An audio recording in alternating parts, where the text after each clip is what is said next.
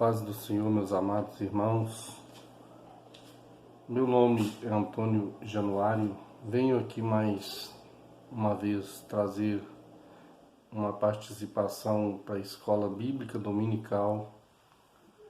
Nosso assunto está baseado no título da lição 5. A lição 5 que será ministrada dia 3 de maio de 2020, com o título Libertos do Pecado para uma Nova Vida em Cristo. O nosso textuário diz: Mas Deus, que é riquíssimo em misericórdia, pelo seu muito amor com que nos amou, estando nós ainda mortos em nossas ofensas, nos vivificou juntamente com Cristo. Efésios capítulo 2, versículo 4 e 5. Este é o textual. A verdade prática diz: por meio da maravilhosa graça divina, fomos libertos do pecado, perdoados e salvos da condenação, e ainda recebemos o direito à vida eterna. O texto bíblico para o comentário está em Efésios capítulo 2, versículo 1 a 10,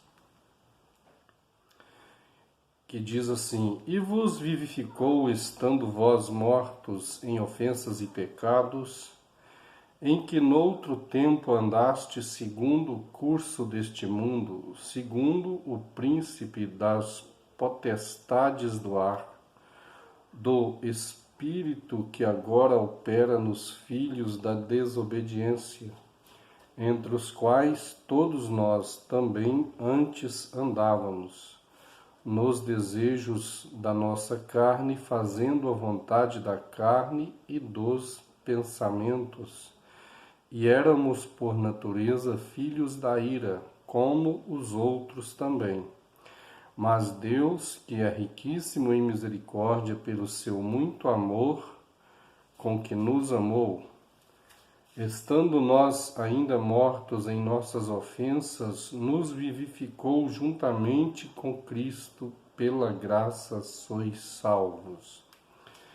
E nos ressuscitou juntamente com Ele e nos fez assentar nos lugares celestiais em Cristo Jesus, para mostrar nos séculos vindouros as abundantes riquezas da sua graça, pela sua benignidade para conosco, em Cristo Jesus. Porque pela graça sois salvos por meio da fé, e isso não vem de vós, é dom de Deus. Não vem das obras, para que ninguém se glorie, porque somos feitura sua, criados em Cristo Jesus para boas obras, as quais Deus preparou para que andássemos nelas. Temos lido aqui o comentário bíblico de Efésios, capítulo 2, do versículo 1 ao 10. A nossa introdução diz: a presente seção da Epístola aos Efésios apresenta relevantes aspectos doutrinários da salvação. 2, 1 a 10. Nela, o apóstolo descreve a libertação dos pecados como um favor imerecido dado por Deus aos salvos, a fim de que eles desfrutem de uma nova vida em Cristo. A nossa lição está distribuída em... O primeiro ponto diz: antiga natureza morta em ofensas e pecados, com os itens nossa condição anterior, o item 2, nossas ofensas e pecados, e então com estes dois itens E diz assim o início desse primeiro ponto. No início da epístola, o apóstolo Paulo lembra que antes da regeneração estávamos mortos em ofensas, pecados, e éramos, por natureza, filhos da ira. Pois bem, neste primeiro ponto da lição, aqui já fica bem explicado neste pedacinho que já lemos. No início da epístola, o apóstolo Paulo lembra que antes da regeneração estávamos mortos em ofensas e pecados. Em ofensas, pecados, e éramos, por natureza, filhos da ira. Fica uma pergunta para o nosso comentário no decorrer da lição. Nós vamos estar lembrando desta pergunta que surge dentro deste comentário. Quem veio primeiro, a fé ou a regeneração? Em Romanos, no capítulo 10, versículo 17, está registrado: de sorte que a fé é pelo ouvir e o ouvir pela palavra de Deus. Então, conforme a ideia da carta aos Efésios, Paulo explicando aqui sobre a regeneração, este fato ocorrido na vida de todo o salvo, de todo aquele que creu em Cristo e hoje caminha nos caminhos do Senhor. Uma vida de fé, de santificação, de busca pela presença de Deus, de esperança pela volta de Jesus. Tudo isto ocorre por quê? Porque houve uma regeneração. E a nossa pergunta é: se a fé veio primeiro do que a regeneração ou a regeneração veio primeiro do que a fé? Então nós observamos este comportamento que é interessante para o nosso aprendizado. Vamos continuando. Nossa condição anterior. E vos vivificou, estando vós mortos em ofensas e pecados.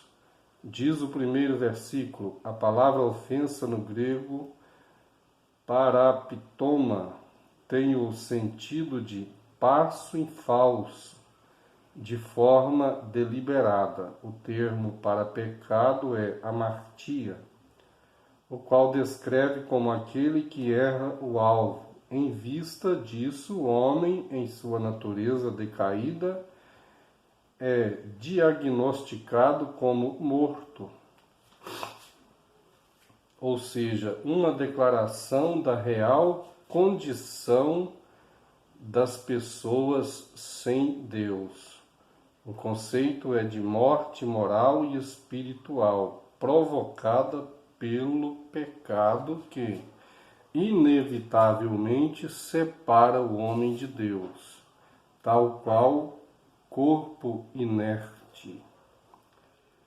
A natureza pecaminosa impede o homem de ouvir e obedecer à voz de Deus. Quem assim vive está morto enquanto vive.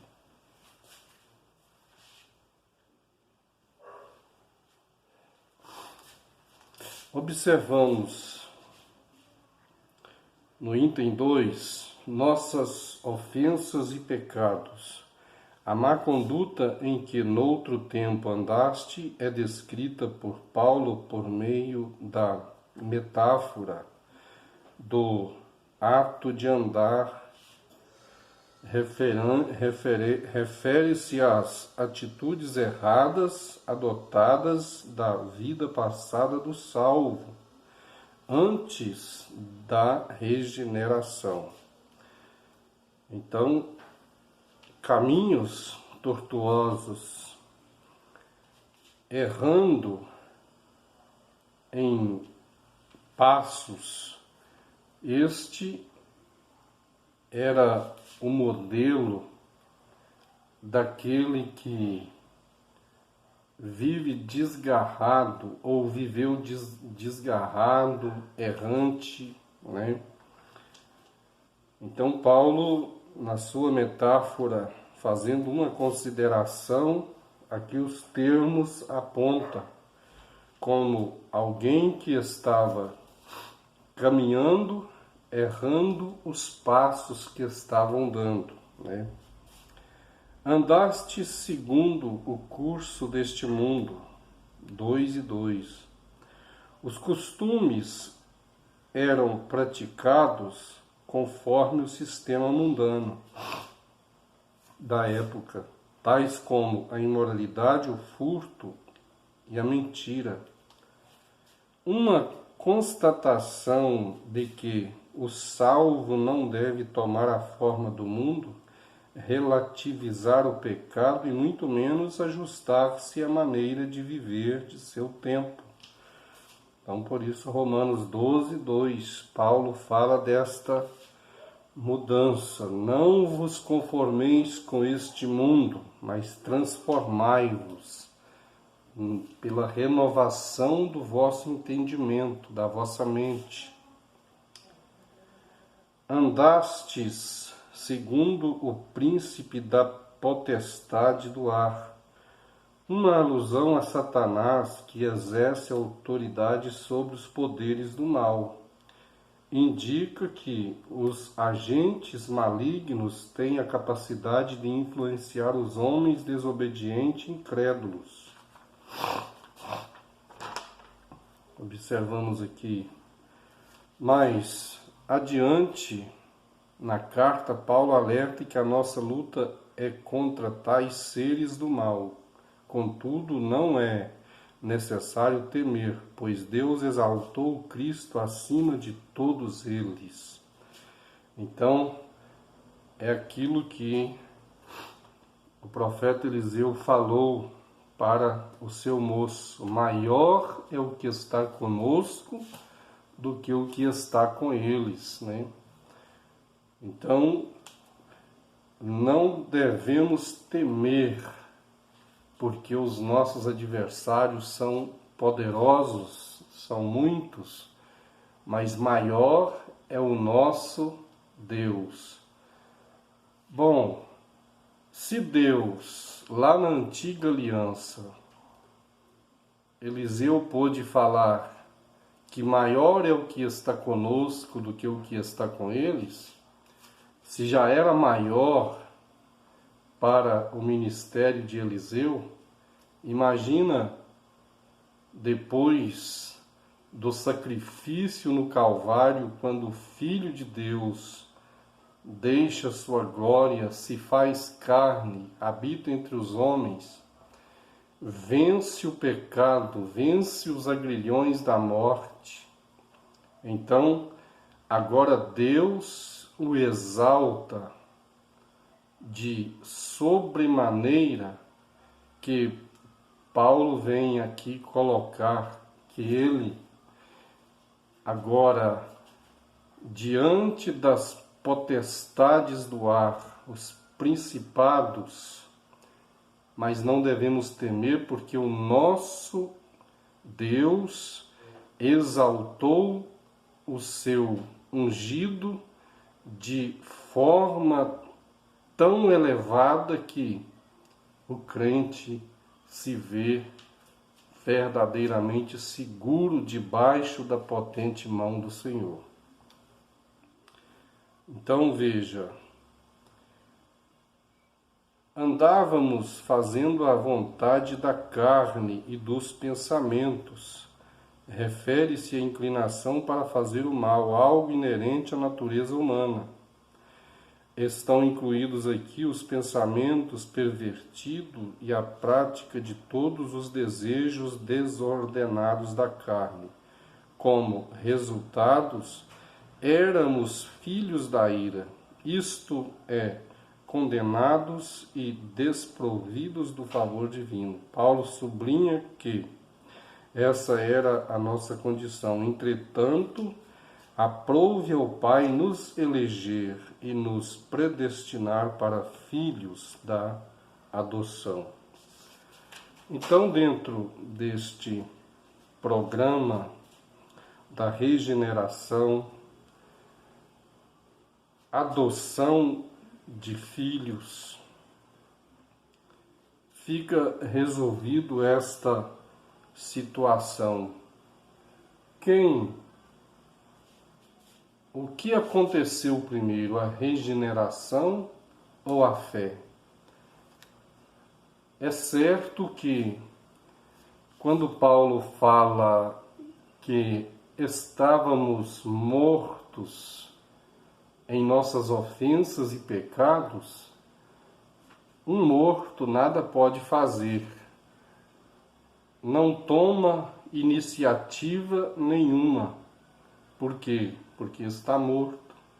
Então, esta é a ideia que o Espírito de Deus inspira Paulo a estar ensinando. Quando se tratava nas lições anteriores sobre a eleição é uma disposição divina. Deus resolveu separar para si, eleger a muitos para a salvação. E quando é Ele que está fazendo a eleição, então, nesse ponto de vista, acontece também a regeneração. A regeneração se trata de um ponto do trabalhar de Deus para que partes da humanidade viesse a encontrar meios para que pudesse então ter a oportunidade de servir a Deus, de estar com Deus e de esperar no Senhor, né?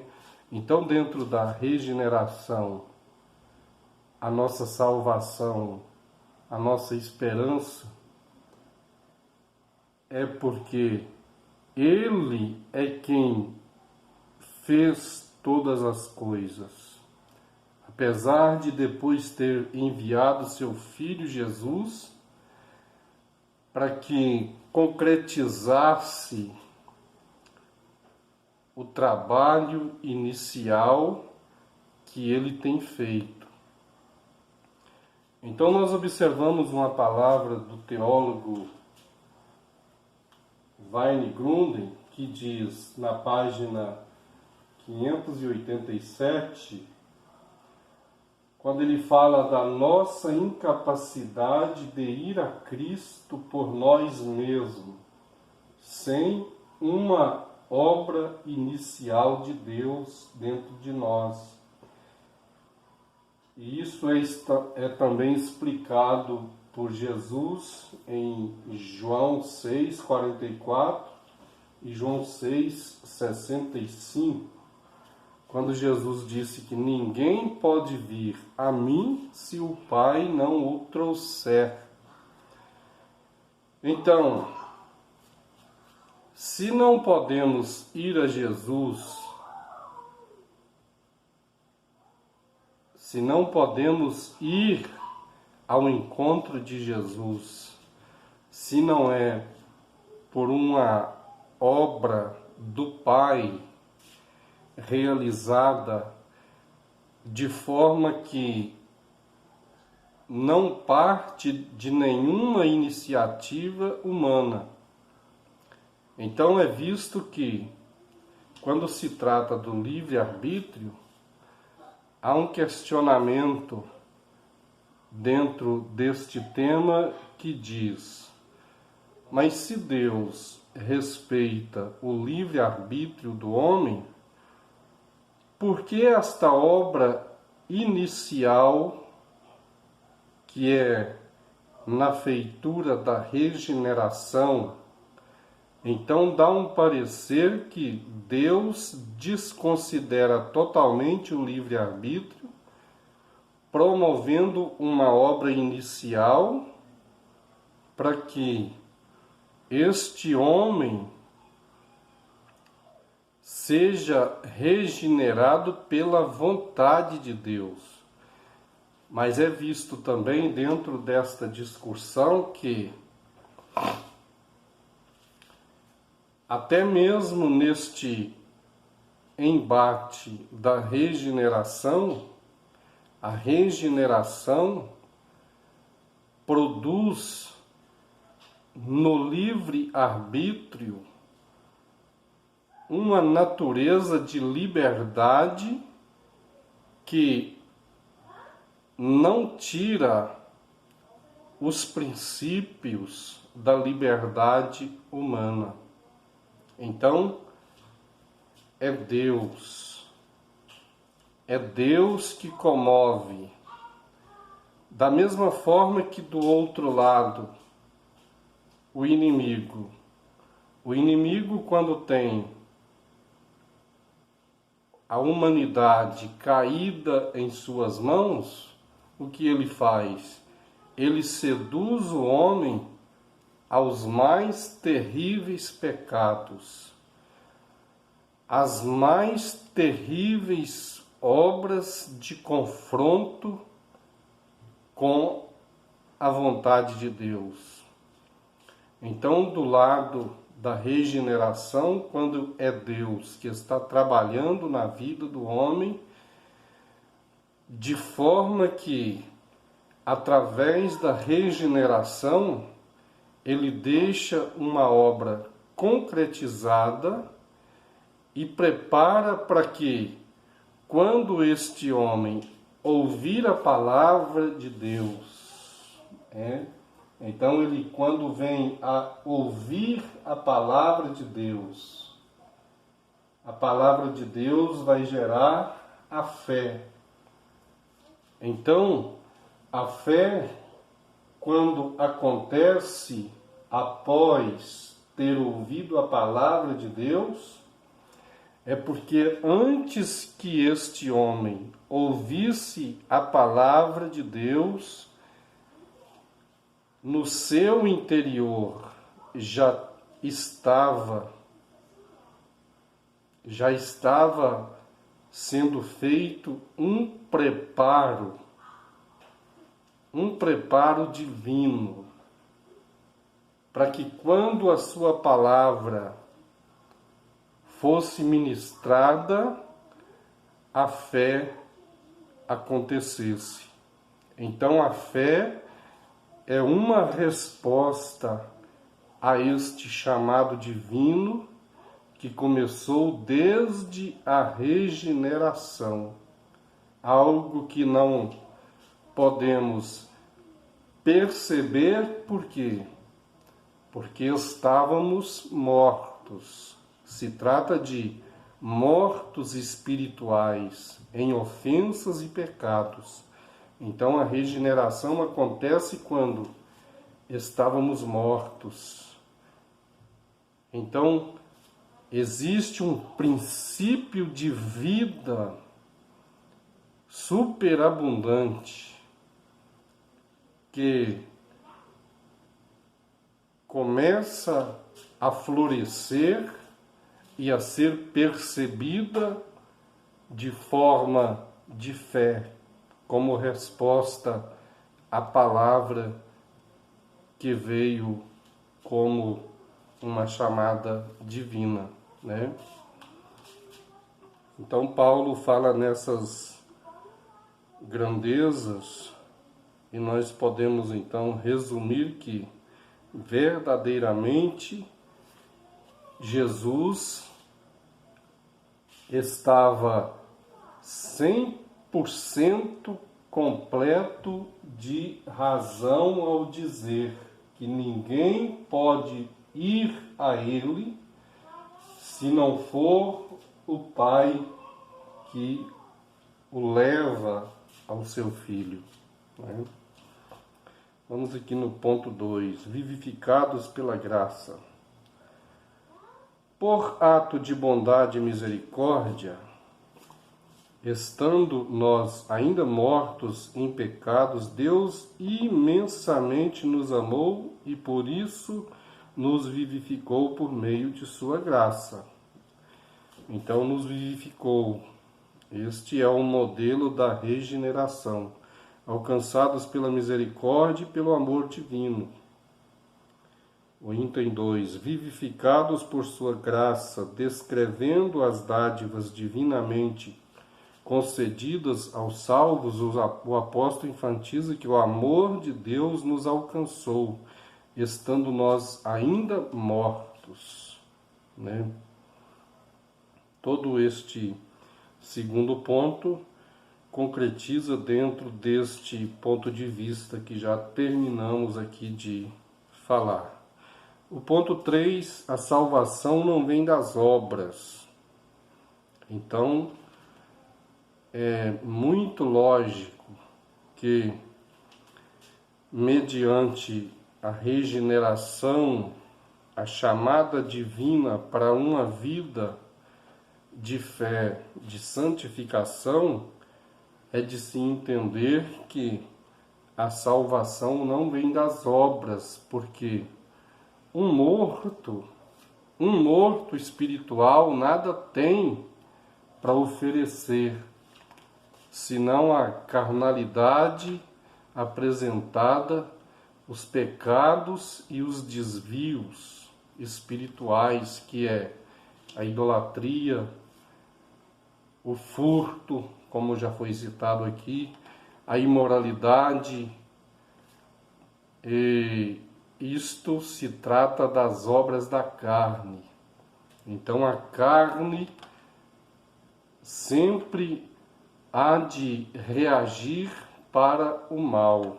Mas esse homem, quando transformado pelo poder da regeneração, as mãos divinas trabalhando, faz desse homem uma nova criatura.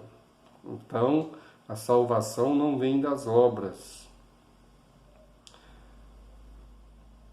Graça como meio de salvação inclui a libertação da morte, da escravidão, do pecado e da ira vindoura. Ao mesmo tempo, permite o salvo desfrutar de todas as bênçãos espirituais descritas em Efésios 2, de 1 a 7. Portanto, a salvação é o livramento do poder da maldição, do pecado e da morte, e a restituição do homem à comunhão com Deus. Uma bênção concedida a todos que recebem Cristo como Salvador, em Hebreus 2,15. Então, o item 2 fala de obras como evidência de salvação. Aqui Paulo usa duas negações para endossar a origem da salvação. A primeira expressão, isso não vem de vós, trata da salvação pela graça, não provém de... isso não vem de vós, trata da salvação pela graça que provém de Deus. A segunda ratifica que a salvação não vem das obras, o que indica não se tratar de recompensa de algum ato humano. Essas afirmações excluem a possibilidade de alguém ser salvo por esforço pessoal. Então, a salvação não vem das obras. Nenhum esforço pessoal pode fazer atrair para si a salvação. Como já foi explicado, por meio da regeneração, um trabalhar de Deus na vida daquele que estava morto em ofensas e pecados. Então, é o infinito amor e a misericórdia de Deus. Conclusão: antes da regeneração éramos filhos da ira e condenados à perdição eterna. Por ato do amor divino, por meio de sua maravilhosa graça, nos tornamos filhos por adoção. Essa gloriosa salvação nos foi concedida independente de nossas obras. A partir da salvação, passamos a praticar boas obras que glorificam a Deus, nosso Pai. Que Deus em Cristo Jesus continue abençoando a sua vida.